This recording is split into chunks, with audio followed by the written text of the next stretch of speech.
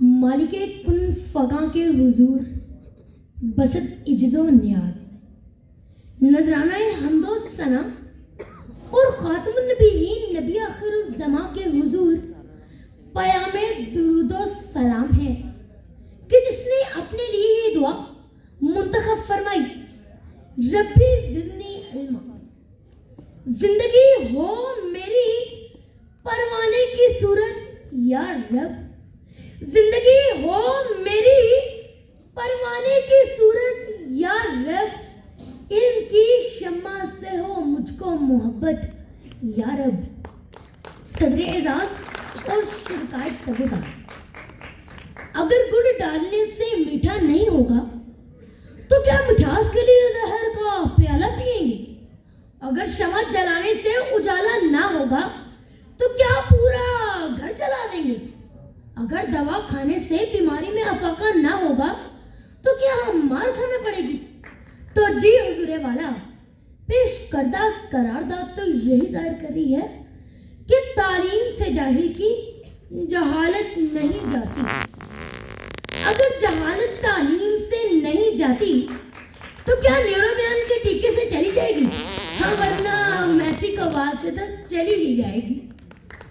ذی وقار حزب موافق سے عرض گزار ہوں کہ حضرت علی شیر خدا کرم اللہ وجہہ فرماتے ہیں کہ ہم اپنے درمیان خدائے جبار کی اس تقسیم پر راضی ہیں کہ اس پاک ذات نے ہمیں علم دیا اور جاہلوں کو مال و زر دے دیا۔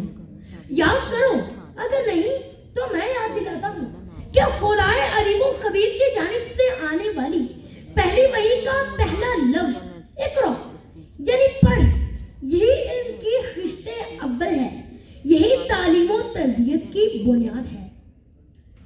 ذی وقار واقفان حال نے بتایا کہ استاد اور طالب علم کے درمیان ایک رشتہ ہے۔ کیا آپ اس رشتے کا نام جانتے ہیں؟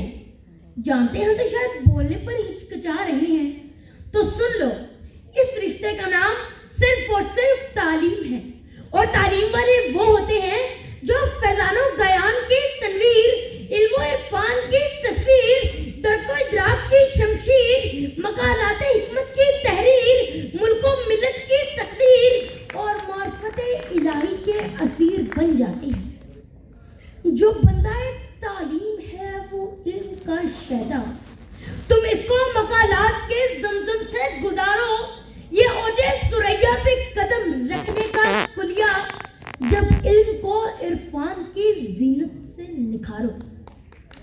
ذی وقار تعلیم کے مقابل تہذیب کو، بصیرت کو یا کسی اور چیز کو لانے والے یہ کیوں نہیں سوچتے ہیں کہ یہ ساری چیزیں تعلیم کا جز ہیں اور تعلیمی عمل کا حصہ ہے؟ کیونکہ تعلیم صرف کتاب کو پڑھنے یا پڑھانے کا نام نہیں، بلکہ کردار کو سنوارنے، سوچ کو نکھارنے، دل و نگاہ کو آلائشوں سے بچانے اور فکر و خیال کی پرورش کرنے کا نام تعلیم ہے۔ اور تو اور نظر کو وسعت، دلوں کو جذبہ، شعور کو پختگی، فہم کو سرعت، ادراک کو تیزی اور انسان کو انسانیت ملتی ہے تو صرف تعلیم سے۔ اسی لیے تو علم والے کہتے ہیں کہ صرف تعلیم ہی جہالت کو ختم کرتی ہے۔ ذی وقار طلب علم کے راستے میں مرنے والا شہید ہے، اور جسم پر پڑنے والی گرد سے دوزخ کی آگ کو حرام قرار دیا جاتا ہے۔ اسی لیے علم اور تعلیم کو پیشہ پیغمبری کہا گیا ہے، اور پیغمبروں نے تعلیم کے ذریعے اس دنیا سے جہالت کا خاتمہ کیا۔